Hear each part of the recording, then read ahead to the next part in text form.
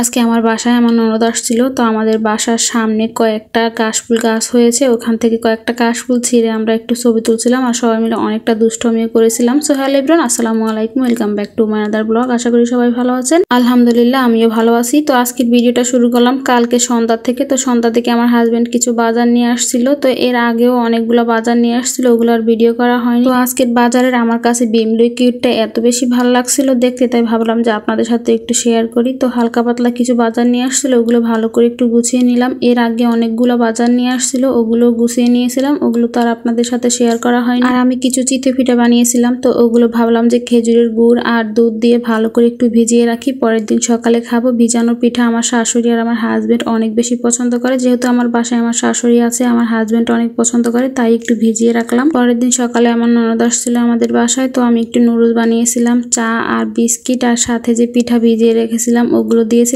আমরা সবাইও খেয়েছিলাম। তারপর চলে আসলাম দুপুরে রান্না করার জন্য। তো আমি এখানে রান্না করব মুরগি আলু দিয়ে ভুনা করব, যেহেতু আমরা সবাই কম বেশি আলু খোর। আমার ননদ আলু অনেক বেশি পছন্দ করে, আমার ছেলেরা, আমার শাশুড়ি, আমরা সবাই মোটামুটি আলু অনেক বেশি পছন্দ করি। আর মুরগি বা গরুর গোশতের সাথে আলু আমরা আরো বেশি পছন্দ করি। তো আমি আজকে রান্না করব মুরগি আলু দিয়ে ভুনা করব, আর সাথে ডাল ভুনা করতেছি, আর পাঙ্গাস মাছ ভুনা করব। তো মুরগি রান্নাটাও বসিয়ে দিলাম, আর এদিকে ডালটা রান্না করা তো হয়েই গেছে, কারণ ডালটা আমি আগেই ভাতের সাথে বসিয়ে দিয়েছিলাম। তো এদিকে মুরগিটা ভালো করে কষানো হয়ে গেলে পরিমাণ মতো ঝোল দিয়ে দিলাম। এখন ভালো করে একটু নেড়ে চেড়ে মিশিয়ে নেব।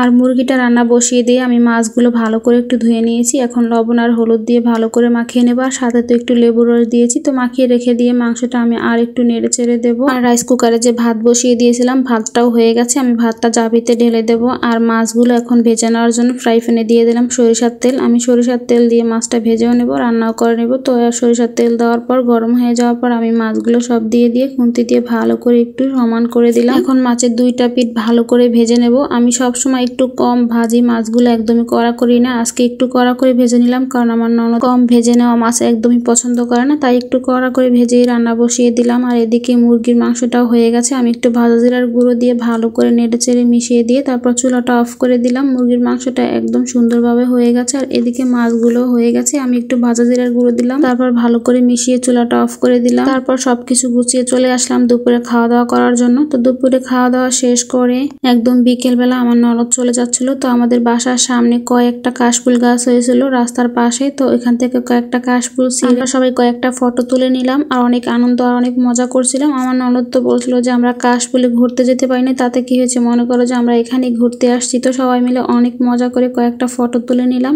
আর আমরা কিন্তু একদমই বাসা থেকে রেডি হয়ে ফটো তোলার জন্য বের হয়নি, যেহেতু আমার ননদ চলে যাবে, ওদেরকে আগিয়ে দেওয়ার জন্য বাসার সামনে একটু বের হয়েছিলাম। তো ওখান থেকে একটু সবাই মিলে হালকা পাতলা একটু মজা আর ফটো তুলে নিলাম। তো আজকের মতো ভিডিওটা এই পর্যন্ত। সবাই ভালো থাকবেন, সুস্থ থাকবেন, আল্লাহ হাফেজ।